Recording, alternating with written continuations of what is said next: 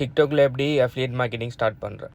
So இப்போ நான் இந்த கரண்ட்டாக வீடியோ செஞ்சுருக்கிற டைமில் அஃபிலியேட் மார்க்கெட்டிங் செய்கிறதுக்கு நீங்கள் ஆரம்பிக்க போகிறீங்க. அதாவது பெய்ட் அஃபிலியேட் மார்க்கெட்டிங் செய்கிறது உங்கள்கிட்ட பணம் இல்லை, ஃப்ரீ அஃபிலியேட் மார்க்கெட்டிங் செய்கிறதுக்கு நீங்கள் ஆசைப்பட்றீங்க.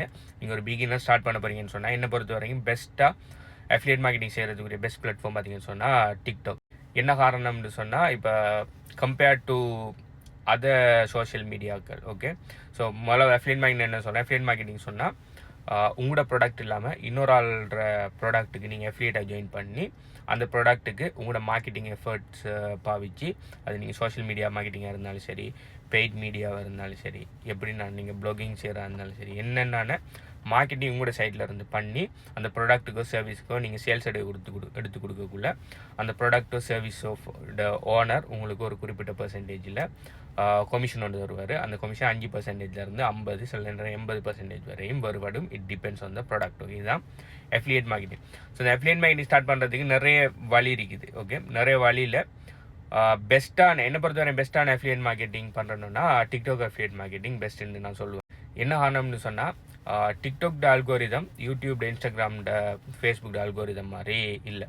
இப்போ டிக்டாக் அதாவது இன்ஸ்டாகிராம், யூடியூப் அல்கோரிதம்லாம் பார்த்தீங்கன்னு சொன்னால் மோஸ்ட்லி நீங்கள் ஒரு கண்டென்ட் ஒன்று க்ரியேட் பண்ணி போஸ்ட் பண்ணக்குள்ள ஃபஸ்ட்டுக்கு உங்களோட ஃபாலோவர்ஸுக்கு தான் புஷ் பண்ணும்.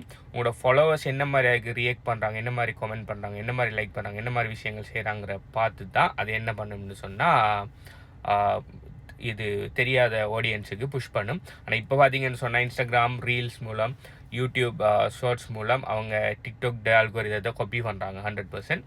ஸ்டில் இப்போதைக்கு நான் அந்த வீடியோ செஞ்சுட்டே டைமுக்கு டிக்டாக் அல்கோரிதம் ஃபார் பெட்டர், அந்த அல்கோரிதத்தை விட ஃபார் பெட்டர். ஸோ கெரி வேனச்சாக் சொல்கிற மாதிரி இதை பார்த்தீங்கன்னு சொன்னால் டிக்டாக்கிஃபிகேஷன் என்று சொல்கிற இந்த விஷயத்தை எப்படின்னு சொன்னால், டிக்டாக் அல்கோரிதம் பார்த்தீங்கன்னா உங்களுக்கு எவ்வளோ ஃபாலோவர்ஸ் இருக்காங்க, உங்களுக்கு எவ்வளோ லைக்ஸ் இருக்குது, இதெல்லாம் இந்த கதையும் இல்லை. நீங்கள் முதல்ல ஒரு கண்டென்ட் ஒன்று க்ரியேட் பண்ணிங்கன்னு சொன்னால் அந்த கண்டென்ட் எடுத்து என்ன செய்யணும்னா ரெண்டமாக ஒரு 200 to 300 பீப்புளுக்கு காட்டும். ரெண்டமாக நீங்கள் அந்த கண்டென்ட்டில் போட்டிருக்கிற டைட்டிலுக்கு, அந்த கண்டென்ட்டில் போட்டிருக்கிற டிஸ்கிரிப்ஷனுக்கு, அந்த கண்டென்ட்டில் போட்டிருக்கிற ஹேஷ்டேகுக்கு ரெலவெண்ட்டான ஒரு 200 பேரை உங்களோட ஆல்ரெடி ஸ்டடி பண்ணி வச்சுருக்கீங்க. என்ன மாதிரி கண்டென்ட் க்ரியேட் பண்ணுறேன், உங்களோட ஆடியன்ஸில் எங்கே இருக்காங்கன்னு சொல்லி ஒரு ரெண்டம் ஸ்டடி ஒன்று நார்மலாக பண்ணி வச்சிருக்கும். நீங்கள் வீடியோ க்ரியேட் பண்ணி அப்லோட் பண்ண உடனே உங்களோட கண்டென்ட்டில் இன்ட்ரெஸ்ட் இருக்கிறார்கள் ஒரு 200 இல்லாட்டி 300 பேருக்கு ரெண்டமாக காட்டும். ஓகே, அந்த 200-300 பேர் உங்களோட கண்டென்ட்டை எந்த அளவுக்கு என்கேஜ்மெண்ட் பண்ணுறாங்கங்கிறத முதல்ல பார்க்கும். அந்த 200 பேரும் உங்களோட கண்டென்ட்டை பார்த்தோன்னே ஸ்வைப் பண்ணி போட்டு போகிறாங்க, பெருசாக இன்ட்ரெஸ்ட் காட்டுறாங்கல்ல, பெருசாக என்கேஜ் பண்ணுறாங்க, லைக் பண்ணுறாங்கல்ல, கமெண்ட் பண்ணுறாங்கல்லன்னு சொன்னோடனே அந்த கண்டென்ட் பார்த்தீங்கன்னு சொன்னால் ஒரு அவ்வளோ நல்ல கண்டென்ட் இல்லை. ஆனால் நீங்கள் 200 பேருக்கு காட்டினோடனே அந்த 200 பேரும் நல்லா லைக் பண்ணுறாங்க, கமெண்ட் பண்ணுறாங்க, சர்வ் பண்ணுறாங்க, ஷேர் பண்ணுறாங்கன்னு சொல்லி அந்த கண்டென்ட்டு கூட நல்ல என்கேஜ்மெண்ட் கொடுக்காங்கன்னு சொன்னால் அந்த டிக்டாக் பார்க்கும். ஓகே, டிக்டாக் அல்கோரிதம் ஓகே இது நல்ல கண்டென்ட், அப்போ என்ன செய்வோம், இன்னொரு 1000 பேர் காட்டும்னு சொல்லி இன்னொரு 1000 பேர் காட்டும். அந்த 1000 பேரும் எவ்வளோக்கு என்கேஜ் பண்ணாங்களோ அதை தவிர்த்து 10,000 காட்டும். ஸோ அப்படி தான் என்ன புஷ் பண்ணும். ஸோ இப்படி உங்களோட வீடியோ புஷ் பண்ணுறதுக்கு நீங்கள் உங்களுக்கு லட்சக்கணக்கில் ஃபாலோவர்ஸ் இருக்கணும், லட்சக்கணக்கில் லைக்ஸ் இருக்கணும், இதெல்லாம் ஒரு விதம் இல்லை. நீங்கள் இன்றைக்கு டிக்டாக் அக்கௌண்ட் க்ரியேட் பண்ணி நீங்கள் போடுற முதலாவது வீடியோவே மில்லியன் வியூஸ் போகிறதுக்கெல்லாம் நிறைய சான்ஸ் இருக்குது, உங்களோட கண்டென்ட் நல்லா இருக்குன்னு சொன்னால். ஸோ நீங்கள் அஃபிலியேட் மார்க்கெட்டிங் செய்ய போகக்குள்ள நீங்கள் ஒரு ப்ராடக்ட் ஒன்று சூஸ் பண்ணுறீங்க, அந்த ப்ராடக்ட் சம்மந்தமான ஒரு விஷயம் ஒன்று நீங்கள் கண்டென்ட் ஒன்று க்ரியேட் பண்ணுறீங்க.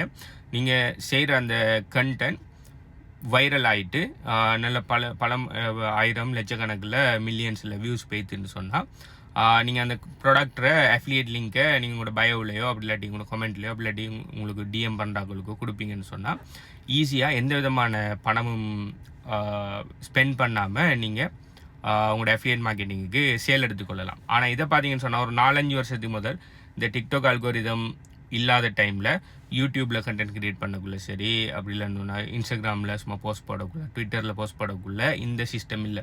நம்ம போடுற போஸ்ட்டை முதல்ல நம்மளோட ஃபாலோவர்ஸுக்கு நம்மளோட அந்த ஆல்ரெடி இருக்கிறார்களுக்கும் தான் காட்டும், ரெண்டமாக பீப்புளுக்கு காட்டாது.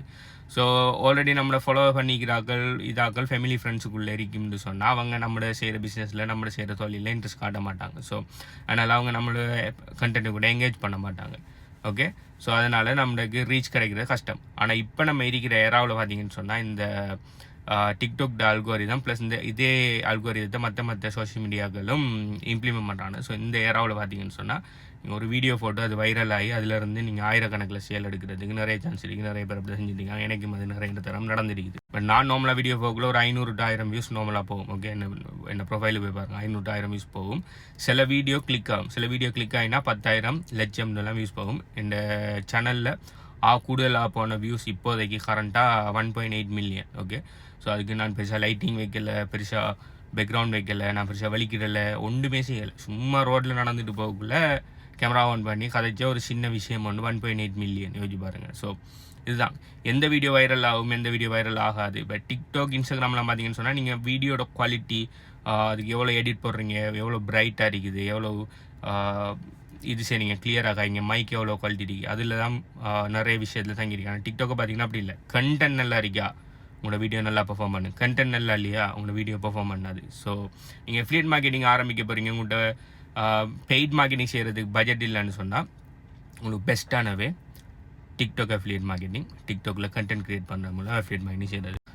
So 100% free crypto currency affiliate marketing coaching program வந்து எங்கள் ஸ்டூடெண்ட்ஸ் அண்ட் கிளைண்ட்ஸுக்கு நாங்கள் லான்ச் பண்ணிக்கோம். 100% ஃப்ரீ. ஓகே, ஸோ இது சம்மந்தமான நீங்களும் அஃபிலியேட் மார்க்கெட்டிங்கில் ஏர்ன் பண்ணணும்னு சொல்லி ஆசைப்படுவீங்கன்னு சொன்னால் நீங்கள் இதில் தாராளமாக ஜாயின் பண்ணி படிச்சு கொள்ளலாம். ஸோ இது சம்மந்தமான டீட்டெயில்ஸ் வேணும்னு சொன்னால் அஃபிலியேட் மார்க்கெட்டிங் சொல்லி கீழே கமெண்ட் பண்ணுங்கள், உங்களுக்கு சம்மந்தமான டீட்டெயில்ஸ் தரோம். மற்றது இதை பற்றி நீங்கள் என்ன நினைக்கிங்கிறதையும் கீழே கமெண்ட் பண்ணுங்கள். பை.